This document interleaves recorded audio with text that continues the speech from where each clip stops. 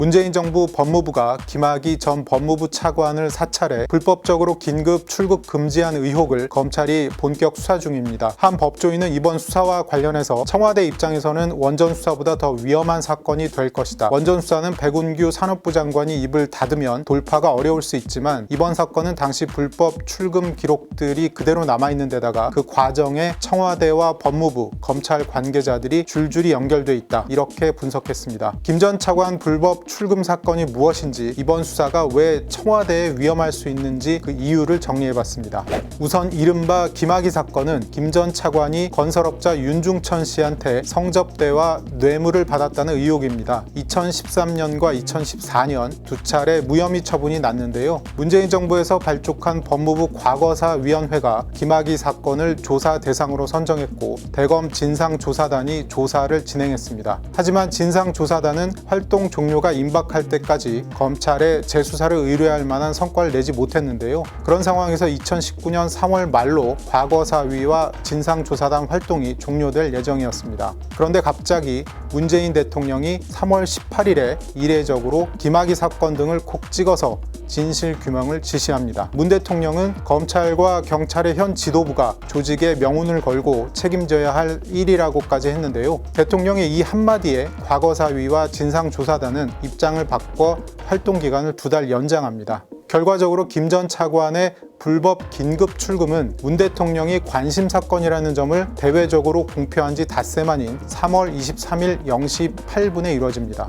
당시 김 전 차관은 공항에서 체크인한 뒤 출국 심사까지 마쳤지만 탑승 게이트 인근에서 대기하다가 법무부 출입국 관리 공무원들에게 제지됐습니다. 김 전 차관의 출국 시도 사실을 전달받은 진상조사단 소속 이규원 검사가 법무부에 긴급 출금을 요청했기 때문인데요. 김 전 차관은 별장 성접대 의혹으로 진상조사단 조사 대상이긴 했지만 당시 형사 입건되지는 않아서 긴급 출금 요건에는 해당하지 않았습니다. 더구나 이 검사는 수사권이 없는 진상조사단 소속인데다가 수사기관의 장도 아니어서 자신의 명의로 출금을 요청할 법적 권한이 없었습니다. 여기서 눈여겨볼 대목은 문 대통령이 조직의 명운을 걸라고 한 다음 날인 3월 19일 오전 9시부터 법무부가 김 전 차관 출국 정보를 집중적으로 불법 조회하는데요. 인천공항에서 출금 조처를 당하기 직전까지 나흘 동안 무려 177차례에 이릅니다. 당시 내부 사정을 잘 아는 법무부 직원은 대통령이 김학의 사건 수사를 엄정히 하라는 취지로 말했다는 언론 보도 뒤에 출입국 심사과 직원들이 김학의 문제로 긴장하는 것을 느꼈다, 이렇게 말했습니다. 당시 상황을 종합해 보면 법무부는 수사나 내사를 개시할 근거가 없어서 김 전 차관을 긴급 출금할 수 없었던 상황이었는데요. 문 대통령이 공개적으로 수사 지시를 하다 보니 이를 알게 된 김 전 차관이